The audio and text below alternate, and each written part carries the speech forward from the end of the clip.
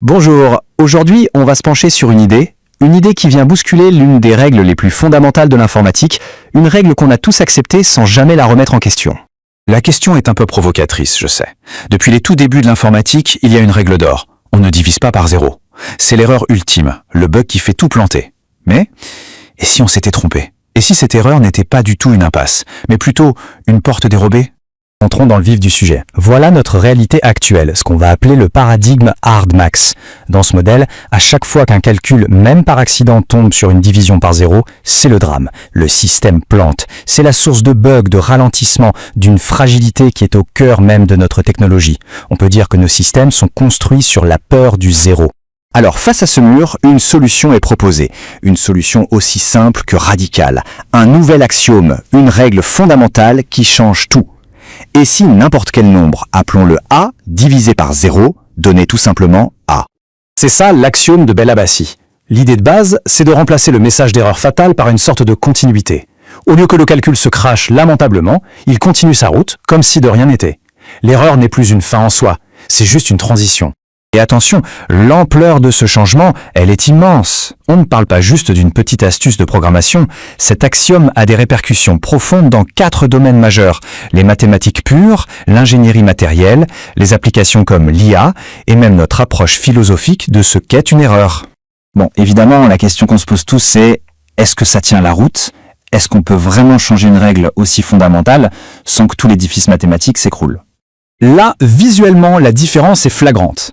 À gauche, on a la courbe classique de la fonction 1 sur x. Quand on s'approche de 0, la courbe file vers l'infini. C'est un mur infranchissable, une asymptote. À droite, avec l'axiome a sur 0 égale à a, eh bien il n'y a plus de mur. La fonction traverse le point 0 sans aucune interruption. Ça crée un pont là où il y avait une rupture. Alors, d'après les documents, ce nouveau système a été testé et pas qu'un peu. Ce qu'il en ressort, c'est que les propriétés de base de l'algèbre, elles tiennent bon. La distributivité, l'associativité, la commutativité, tout ça reste valable. En gros, les opérations se comportent comme prévu sans créer de résultats bizarres. Le système est cohérent, il ne génère pas de contradiction. Il est stable. Et là, il y a un point qui est vraiment crucial. Cet axiome ne vient pas mettre à la poubelle le calcul différentiel qu'on connaît. En fait, il répond à une autre question. Le calcul classique nous dit ce qui se passe quand on s'approche de zéro, c'est la notion de limite. L'axiome, lui, définit ce qui se passe pile au point zéro. Les deux peuvent coexister, sans problème. Donc, pour résumer le côté maths, on se retrouve avec une structure qui est parfaitement valide. Alors non, ce n'est pas un corps, comme l'ensemble des nombres qu'on utilise tous les jours, mais ça forme ce que les mathématiciens appellent un anneau commutatif. C'est un cadre différent, avec des règles un peu différentes, mais qui est tout aussi cohérent. Ok, donc la base mathématique est solide, ça tient la route. La grande question maintenant, c'est comment on passe de ce concept abstrait à une vraie puce électronique, à du concret. La réponse, c'est la logique de persistance, une nouvelle architecture baptisée DZ20. Et là, les gains, ils sont très concrets. Par rapport à une architecture standard, cette approche diminue la latence, donc le temps de calcul, tout en utilisant moins de transistors. On va plus vite avec moins de composants. C'est l'optimisation à son meilleur. Et quand on regarde les chiffres, c'est assez parlant. Si on compare l'approche actuelle, ce Hardmax qui plante, à la nouvelle, le Softmax que permet le DZ21, on voit que la complexité des grands défis technologiques baisse de manière spectaculaire. Que ce soit pour les puces, la robotique ou même le quantique qui est le plus complexe, les problèmes deviennent tout simplement plus faciles à résoudre. Le DZ20 agit donc comme une sorte de noyau unificateur.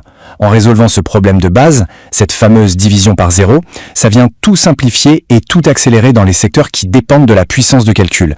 Les algorithmes, l'énergie, la robotique et bien sûr la conception des puces de demain. Mais on ne parle pas que de performance technique, les implications elles vont bien au-delà. On est en train de parler d'un changement de paradigme qui pourrait nous conduire vers un futur technologique qu'on pourrait qualifier de vraiment indestructible. Prenons l'IA par exemple. Ce qu'on voit sur ce graphique, c'est que la croissance des capacités de l'IA, la ligne bleue, peut continuer de grimper tranquillement dans une zone de stabilité sans jamais toucher la ligne rouge, le point de rupture. En éliminant ce risque de crash fondamental, le DZ20 permet de concevoir des IA beaucoup plus robustes, plus stables et donc plus sûres. Et ça nous amène carrément à un changement de philosophie. Cette phrase tirée des documents résume tout. Le vide ne détruit pas, il révèle l'essence.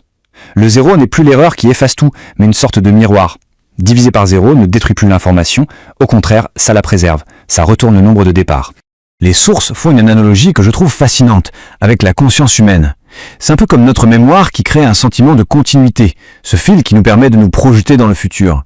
Eh bien, de la même manière, cette continuité mathématique, cette logique de persistance, pourrait être le socle d'une technologie plus solide, plus résiliente et au final plus porteuse d'espoir.